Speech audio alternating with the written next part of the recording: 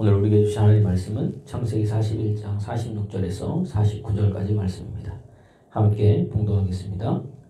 요셉이 애굽 왕 바로 앞에 설 때에 30세라 그가 바로 앞을 떠나 애굽 온 땅을 순찰하니 7해 풍년에 토지소출이 심히 많은지라 요셉이 애굽 땅에 있는 그 7년 곡식을 거두어 각 성에 저장하되 각 성읍 주위의 밭에 곡물을 그 성읍 중에 쌓아둔 곡식이 바다 모래같이 심이 많아 세기를 그쳤으니 그 수가 한이 없음이었더라. 아멘. 네. 여러분, 하나님께서 저 여러분 사용하실 때는요,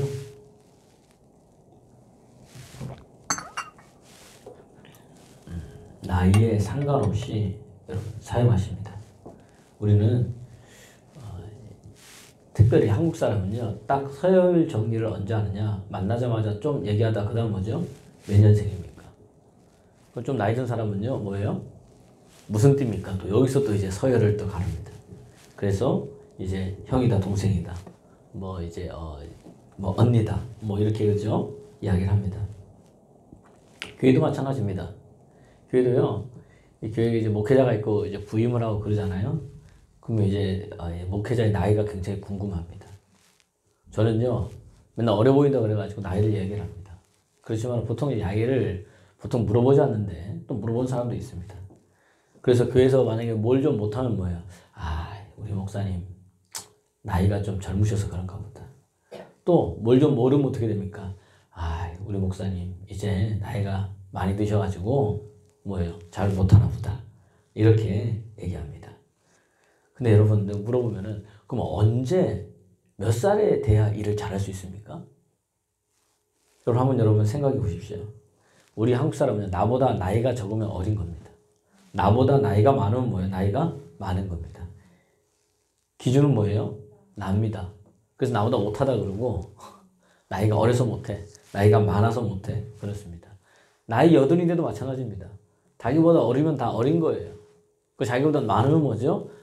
이제 우리가 소위 말로 나이 연세 많이 드셨어 이렇게 합니다. 그렇게 얘기를 하죠. 우리는 여러분 늘 그렇습니다. 그런데 하나님 부를 때는 다시 얘기합니다. 뭐죠? 나이와 상관이 없다는 이야기입니다. 오늘 하나님 아브라함을 부르실 때도 75세에 불렀습니다. 물론 예전에 나이가 더 오래 살았으니까 틀리지만 모세도 80세에 여러 번 불렀다는 이야기입니다. 오늘 애굽 총리가 된 오늘 요셉도 하나님 몇 살에 부르셨어요? 30세에 애굽의 총리가 됐다고 이야기를 합니다. 우리가 생각하면 30세에 국무총리가 돼? 그럼 어떻게 돼요? 너무 어리지 않나? 이 나라가 어떻게 되려고 이러나? 이렇게 생각합니다. 여러분 그러나 반대로 얘기한다면은 어리기 때문에 더 젊기 때문에 또 어떤 것도 진취적으로 할 수 있다는 이야기입니다. 그러면 아까 다시 말한 대로 하나님 우리를 사용할 때는 나이와 상관이 없습니다. 나이 많으면 많은 대로, 적으면 적은 대로 사용하십니다. 그러면은 오늘 제가 여러분에게 어떻게 우리가 이런 사명을 잘 감당해야 되느냐? 보십시오. 현실에 작은 일이라도 충성하면 됩니다. 그러면 하나님의 은혜가 여러분 삶 가운데 넘쳐날 줄로 여러분 믿습니다. 내가 살고 있는 현실 속에서 여러분 주신 사명을 성실하게 잘 감당하십시오. 사도 바울은요, 디도에게 이야기합니다. 디도서 2장에 보면 너는 이것을 말하고 권면하여 모든 권위로 책망하여 누구에게서든지 업신여김을 받지 말라. 나이 때문에 업신여김 받지 말고 하나님 말씀을 바로 서서 그들을 잘 권위 있게 뭐 하라는 거예요? 리더하고 책망하고 이끌라는 이야기입니다.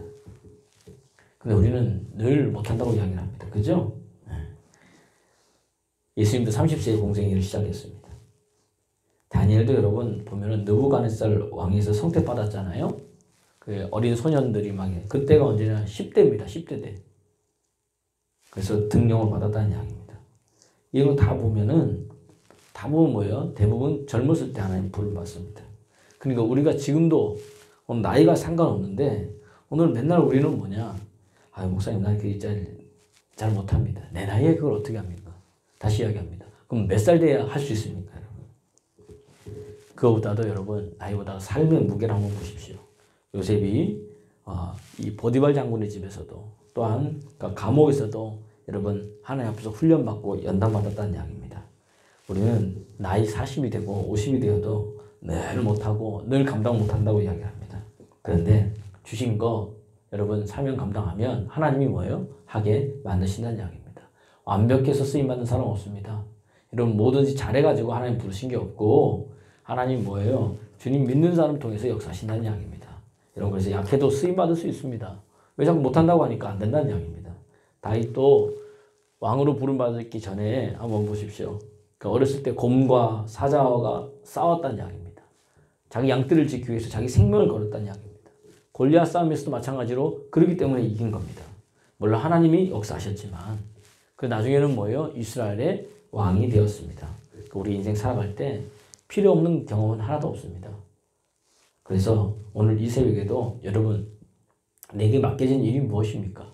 학생이면 학생, 또 우리 직분자면 직분자, 작은 일에 여러분 충성하십시오. 주님은 착하고 충성된 자가 네가 잘하였도다. 작은 일에 충성하였으니 더 큰 일을 맡기고 하나님 나라의 이 잔치에 참여하게 된다 이야기를 합니다. 하나님 보기에 큰 일은 아무것도 없습니다. 전부 다 작은 일입니다. 우린 눈으로 보니까 저게 더 큰 일이고 저게 더 작은 일이지. 하나님 볼 때는 여러분 다 똑같다는 것을 여러분 기억하시길 바랍니다. 마찬가지로 여러분도 요셉처럼 쓰임받을 수 있습니다. 여러분 오늘 주어진 일에 최선을 다하십시오. 오늘 주어진 일에 사명 잘 감당하십시오. 그러면은 언젠가 요셉처럼 쓰임받고 있는 저와 여러분을 보게 될 것입니다. 그때 바로 하나님이 이런 하나님을 고백할 겁니다. 그런 사람 되기를 소원합니다. 두 번째로 뭐냐? 여러분 사명 감당하는 사람들은요 좋은 것만 늘 기억합니다. 이 말은 다른 말로 하면은 나쁜 기억을 하지 말고 오래 품지 말라는 이야기입니다. 요셉도 보십시오. 그가 그 속에 얼마나 많은 분노가 있었겠습니까? 그 속에 얼마나 많은 이 억울함이 있었겠습니까? 그런데 그가 총리가 되었습니다. 그의 억울함, 분노들, 보디발 장군을, 그의 와이프를 어떻게 할 수도 있었다는 이야기입니다. 그리고 그에게 많은 사람도 있었겠지요. 그런데 그는 하나도 뭐예요? 복수했다는 내용이 성경에 없습니다. 그대로 원망했던 내용이 성경에 없다는 이야기입니다. 그러니까 그 인생이 다르다는 이야기입니다. 어두운 사람들의 특징, 나쁜 것들을 오래 담고 기억합니다. 여러분 나쁜 것들은 빨리 청산하십시오. 눈물을 통해 하나님 우리 회개해 주면 통해 자복 얼마나 감사합니다. 근데 우리 한국말로 지질이 궁상이다 그러잖아요. 궁상 떠는 눈물이 있습니다. 맨날 궁상만 돕니다. 울고 짜고 보면은 뭐죠? 자기의 그 상처만 갖고 맨날 이야기를 합니다. 자기 안 된 것만 갖고 맨날 우는 겁니다. 여러분 이게 계속 가면 어떻게 될까요? 쟤는 맨날 뭐예요? 저것만 한다 이렇게 되죠. 하나님은 그런 눈물 좋아하죠. 회개하죠. 그러나 받아들이지만 기뻐하지 않습니다. 분노, 억울함, 상처 이런 것들은 뭐예요? 다 이 사단이 우리 마음에 품게 만드는 겁니다. 여러분 이걸 뭐죠? 예수 이름으로 자꾸 완전히 그리스도 예수의 새로운 피조물이니까 끊어내길 바랍니다. 새록새록 올라오잖아요. 그러니까 우리 사모님 간증 말씀을 계속해서 말하고 고백하다 보니까 내 안에서 뭐죠? 분노되었던 일들 그런 일들이 자꾸 생각나고 막 이렇게 떠오르다는 거예요. 그래서 하나님께서 이걸 뭐예요? 오늘 나로 하여금 어떻게 한다? 처리하기를 원하시는구나. 고백하고 용서하고 예수님을 물리치고 할렐루야. 그래서 나를 뭐예요? 정말로 더욱더 주님께 가까이 가게 만든다는 이야기. 누가요? 하나님께서. 오늘도 요셉의 모습을 보세요. 읽지는 않았지만 41장 50절 보면 한번 보겠습니다. 시작. 흉년에 들기 전에 요셉에게 두 아들이 나되 곧 온의 제사장 보디베라의 딸 아스낫이 그에게서 낳은지라.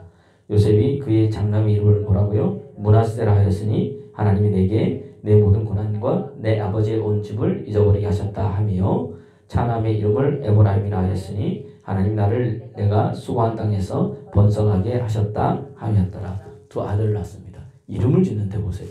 므낫세라 합니다. 뭐냐? 하나님께서 내 모든 고난, 뭐한다? 온 집안의 일을 잊어버리게 하셨다. 형들이 나를 여기에 판 것도 보디발 장군의 집에서 열심히 일했으나 모함받아가지고 성추행범으로 모함받아서 감옥에 간 것도 감옥 안에서 2년 동안 있다가 술 맡은 거 하는 자, 떡 맡은 거 하는 자 꿈을 해석하고 나를 기억해달라 그랬는데 뭐예요? 2년 동안 새까맣게 잊어버리고 있다가 그가 총리가 됐습니다. 근데 이름을 뭘로 해요? 므낫세. 하나님 다 나를 이 온 집을 잊어버리게 하셨다. 기억하지도 않았다는 이야기입니다. 여러분 하나님이 주신 것만 기억하십시오. 이게 여러분 요셉의 위대함이 여기서 나옵니다. 그의 분노, 억울함, 상처, 무거운 짐을 다 잊어버렸습니다. 수고하고 무거운 짐진 자들을 다 누구에게 오라? 내게로 오라. 주님께 맡겨버렸다는 이야기입니다. 여러분 인생 가운데 그런 게 있죠? 오늘 여기서 뭐 하면 됩니까? 므낫세 하십시오. 므낫세 하시면 됩니다. 그럼 우리 하나님이 여러분 다 잊게 만드시고 새로운 은혜를 줄 줄로 믿습니다. 므낫세 하니까 그 므낫세를 통해서 기쁨을 얻는 거예요. 그 둘째 아들 낳았습니다. 에브라임이다. 이건 내가 수고한 땅에 하나님 뭐한다? 번성케 하신다. 아 정말로 요셉은 야곱이 자기 아들로 삼아버리고 요셉의 아들이 뭐예요? 므낫세와 에브라임을 아들로 삼아버렸습니다. 손자인데. 그래서 요셉은 두 지파예요. 므낫세 지파하고 에브라임 지파잖아요. 두 배고요. 장제 요셉도 또 뭐예요? 더하여 준 축복이잖아요. 더하여 두 배고 실제로 가나안 땅 차지할 때도요. 므낫세 지파와 에브라임 지파의 땅이요 제일 컸습니다. 그 사람도 많았습니다. 그럴 정도로 하나님께서 번성케 하십니다. 보십시오. 하나님 주신 것만 기억하니까 나쁜 걸 잊어버리고 주님의 은혜를 붙드니까 어떻게 됩니까? 번성케 되는 축복이 여러분 있다는 이야기입니다. 여러분의 삶 가운데 그런 은혜가 있기를 그리스도 예수의 이름으로 축원합니다. 요셉이요. 나중에 형들을 만납니다. 그리고 자기 정을 억제 못해서 고백하죠. 내가 요셉이다. 근데 그들이 놀랍니다. 왜 놀래요? 첫 번째 요셉이 살아있어서 놀래고 두 번째는 뭐 요셉이 총리가 돼서 놀라는 겁니다. 그 다음에 세 번째는 왜 놀랬어요? 자기들이 뭐예요? 팔아버렸잖아요. 미워가지고. 자기 죄가 생각나니까 놀랍니다. 근데 요셉이 보십시오. 얼마나 멋진 사람이냐. 뭐라고 얘기하느냐. 창세기 45장 5절에 보면 요셉이 그들에게 얘기를 형님도 걱정하지 마십시오. 당신들 때문에 내가 여기 애국에 온 게 아닙니다. 하나님이 생명을 살리려고 나를 먼저 여기에 보냈습니다. 잊어버리게 하시니까. 이게 번성하는 자의 특징이에요. 하나님이 나로 하여금 먼저 보냈습니다. 형님 걱정하지 마십시오. 나중에 아버지가 죽었습니다. 이 형들이 또 걱정합니다. 야 이제 아버지가 죽었으니까 요셉이 우리가 한 행악을 생각나게 해가지고 우리에게 화낼 거다. 분노할 거다. 그러니 아버지가 하지도 않은 말을 가서 합니다. 아버지가 돌아가시 전에 이야기했다. 너는 형님들의 죄들을 용서하라. 허물들을 기억하지 말라. 뭐 이렇게 이야기를 합니다. 그때 요셉이 뭐예요? 그 하는 말을 듣고 울었어요. 그리고 우리는 당신들의 종입니다. 이때 요셉이 하는 말이 뭡니까? 창세기 50장 15절에서 21절 내용이거든요. 요셉이 뭐라 하느냐. 내가 어찌 하나님을 대신합니까? 당신들은 나를 해하려고 여기에 해하려 하였으나 하나님은 그것을 선으로 바꾸사 오늘 많은 백성을 구원하기 위해서 날 여기 먼저 보냈습니다.